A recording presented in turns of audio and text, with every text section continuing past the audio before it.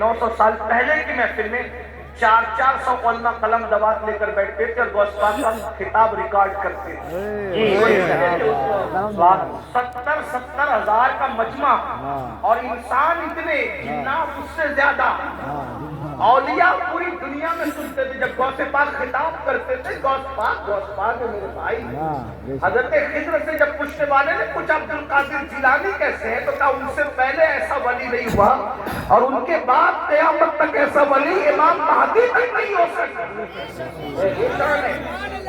یہ شان ہے غوث پاک کی. امام مہدی کے دور تک ایسا ولی اب نہیں آئے گا.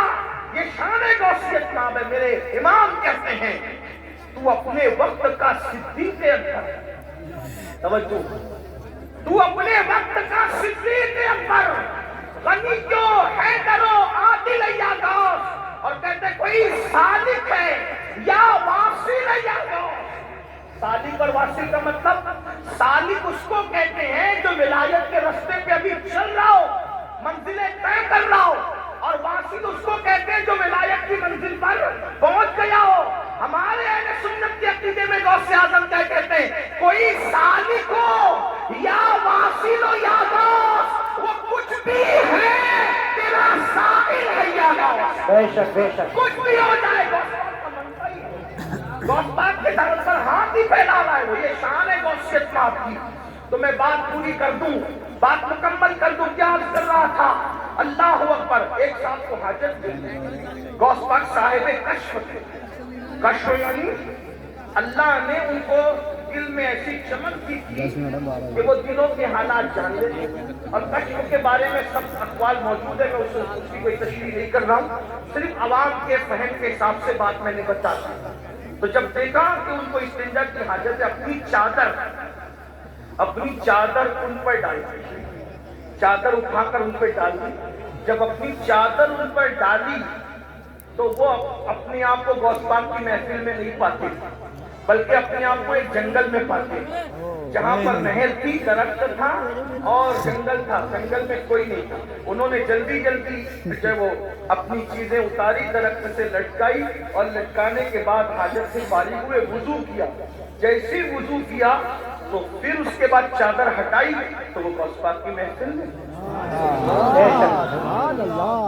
آزائے وضو پہ وضو کے اثرات ہیں. اب سوچتے ہیں کہ یا اللہ میں فارغ ہو گیا اور یہ میرے ساتھ ہو گیا، لیکن کچھ چیزیں ان کی وہاں چھوٹ گئی. درخت سے جو چیزیں لٹکائی کوئی چیز چھوٹ گئی. اب احساس ہوا کہ یہ چیز چھوٹ گئی، اب وہ آئے گی کیسے، کیونکہ میں تو گیا نہیں وہاں پہ. پہنچایا مرشد نے، پھر چادر ڈالی تو اپنے آپ کو وہیں پایا. تو وہاں جہاں وضو کیا تھا، وضو کے پانی کے اثرات بھی موجود تھے اور پھر استنجا کے اثرات بھی موجود تھے. تو وہاں سے اپنی وہ چیز کی پھر چادر ہٹائی، پھر غوث پاک کی محفل. ایک مرتبہ وہی بزرگ جن کو دنیا شیخ علی ابن ہیتی کے نام سے جانتی ہے، ایک مرتبہ غوث پاک کے بیان میں بیان سنتے سنتے سو گئے. مقرر پہ بہت بجلی گرتی ہے دوست. جب کوئی اس کی تقریر میں آپس میں بات کرے، چلائے یا سو جائے.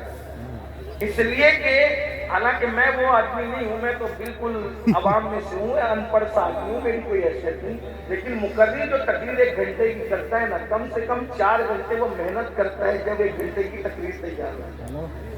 تو اس کو ایسا لگتا ہے یار میں پوری جان نکال کے ڈال رہا ہوں، یہ آپس میں بات کیوں کرتے ہیں، یہ سو کیوں رہے گا. لیکن جب سے میں نے واقعہ پڑھا ہے نا، تو مجھے کبھی کوئی سوتا ہے تو اتنا ٹینشن نہیں ہوتا ہے. کیوں؟ کیونکہ جب عبد القادر جیلانی میرے مرشد کی محفل میں لوگ سو جاتے تھے، تو اگر قادری کی محفل میں سو جائے اور میری بھی کوئی محفل بھی تو ہوئی، ہماری کیا محفل. ایک دوست تو کہہ رہے تھے مجھے کہ دیکھو آپ کے نام پہ اتنے لوگ آتے. میں نے کہا توبہ کرنا، میرے نام پہ کون آتا ہے، میری کیا اوقات ہے، میری کیا ہے. غوث پاک کے نام پہ آئے، رسول اللہ کے نام پہ آئے، اللہ کے نام پہ آئے. یہ بات آج کے بعد کبھی مت کہنا کہ میرے نام پہ، میری کیا اوقات ہے. میں تو ان کے گداؤں میں سے ایک گدا، میں تو ان کے منگتوں میں سے ایک منگتا ہوں، ان کے سگوں میں سے ایک سگ ہوں، اور وہ بھی تو میں کہہ رہا ہوں، وہ قبول کرنے تو ان کا کرم. میری کیا اوقات ہے. اس طرح کی باتیں نہ کہا کرو. یہ جتنے لوگ آتے ہیں وہ اللہ کے نام پہ آتے ہیں، رسول اللہ کے نام پہ آتے ہیں، اولیاء اللہ کے نام پہ آتے ہیں. ہمارے نام پہ کوئی نہیں آتا، ہمارا نام اس قابل. ہم تو ابھی اسی فکر میں بیٹھے ہیں کہ ایمان پر خاتمہ ہو جائے تو ہماری مقدر کی معراج بھی کوئی گارنٹی نہیں ہے۔ آپ کیا سمجھ رہے ہیں؟ بہت دھینا مستی کرنے کی ضرورت نہیں ہے، اپنی آخرت کی فکر کرو۔ سرکار غوث اعظم یہ پورے 2 گھنٹے ہوئے پریشان ہوتے ہو یار، تو جا جا یار، میرے کو ایک فوٹو دے جا یار، تو اپنا بہت دکھ کرا تو نے جل سے میں 2 گھنٹے ہو گئے نا، سنن دے رہا نا، سن رہا کے آگے ہاتھ باندھ کے کھڑے ہو، مرید کیا دیکھتی ہے ہاتھ باندھ کے کھڑے محفل میں سناٹا۔ بھائی اگر کوئی مقتدی کسی ایک آدمی کی طرف متوجہ ہو جائے تو کیا حال ہوگا اس کا؟ پورا مجمع، وہ بھی پھر کہتا ہوں 70,000 کا مجمع ہوتا تھا غوث پاک کی محفل میں، اور غوث پاک یہ تو سامنے لوگ ہوتے تھے، جب خطاب کرتے تھے تو کہتے تھے الحمدللہ، پھر چپ ہو جاتے تھے، پھر دوسری بار کہتے تھے الحمدللہ، خطبہ شروع کرتے۔ لوگ کہتے ہیں اب 2 بار الحمدللہ کیوں کہتے ہیں؟ کب پہلی بار جب کہتا ہوں نا تو پوری دنیا کے جو ولی ہوتے ہیں اپنے اپنے گاؤں میں، اپنے اپنے شہروں میں، اپنے اپنے دیہاتوں میں، اپنے اپنے گھروں میں پہلی بار کی الحمدللہ سن کر سارے کام چھوڑ دیتے اور اٹینشن ہو کر کے خطاب سننے لگ جاتے۔ بے شک یعنی پہلی بار کی الحمدللہ اٹینشن، وہ ان کو مخاطب کیا جا رہا ہے، خطاب شروع ہو گیا، اللہ کے شکر سے خطاب۔ یہ غوث پاک ہے۔ لوگ کہتے ہیں مجھے انٹرنیٹ پر اتنے 1000 لوگ سنتے ہیں، میں نے کہا انٹرنیٹ کی خیرات ہے میرے عزیز، جب انٹرنیٹ کا نام بھی لوگوں کو پتہ نہیں تھا، جب بھی میرے غوث کا خطاب پوری دنیا کے ولی اپنے اپنے شہروں میں سنا کرتے تھے۔ دنیا بہت پیچھے ہیں، مگر اتنا ضرور ہے کہ جب یہ کہہ دیا تو لوگوں نے کہا کیا کہہ دیا، کہانی گڑی قصہ ہو گیا۔ میں نے کہا انٹرنیٹ کی چپ پر تو ایمان لایا ہے، اللہ کی قدرت پر کبھی نہیں لایا۔ جب سیٹلائٹ پوری دنیا میں تقریر پہنچا سکتا ہے تو اللہ نہیں پہنچا سکتا، اور یہ سیٹلائٹ بھی کیا اللہ کی قدرت سے باہر ہے؟ معاذ اللہ۔ دنیا میں جو کچھ جس کے ذریعے سے ہو رہا ہے، جو کچھ ظہور پذیر ہے، وہ میرے اللہ کی قدرت کا دلیل ہے۔ بے شک یہ نصیب کی بات ہے، کوئی سیٹلائٹ کی طاقت کو مان گیا اور کوئی اللہ کی قدرت کو مان کے کہتا ہے کہ اللہ وہ ہے جس نے عبد القادر کا خطاب بغیر کسی ذریعے کے پوری دنیا کے ولیوں کو سنوا دیا۔ بے شک سبحان اللہ، جو کچھ ہے وہ اللہ کی قدرت ہے۔ تو بہرحال سرکار غوث اعظم نے دیکھا ایک بندہ سو رہا ہے، اور وہ کون ہے؟ حضرت سیدنا شیخ علی ابن ہیتی ہے، وہ سو رہے تھے، آپ نے ہاتھ باندھ کر کھڑے ہو گئے، دیر تک کھڑے رہے ہاتھ باندھ کر۔ جب شیخ کی آنکھ کھلی، مرشد کو ہاتھ باندھ کے کھڑے دیکھا، پورا مجمع سناٹے میں پریشان، یہ بھی پریشان۔ جب پھر خطاب شروع ہو گیا، خطاب پورا ہو گیا، جب خطاب پورا ہو گیا تو لوگوں کے اندر چین گوئیاں ہونے لگی، بھئی کچھ بھی بات ہوتی ہے تو بات تو ہوتی ہے، تو یہ حضرت آج کیسے کیا، حضرت آج کیسے کیا؟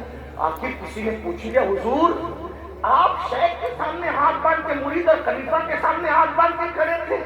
مرشد نے بولا اس سے پوچھو نا کہ کیوں کھڑے تھے، یہ تو سو رہا تھا، اس سے پوچھو۔ تو پوچھا تو کیا بات ہے بھائی؟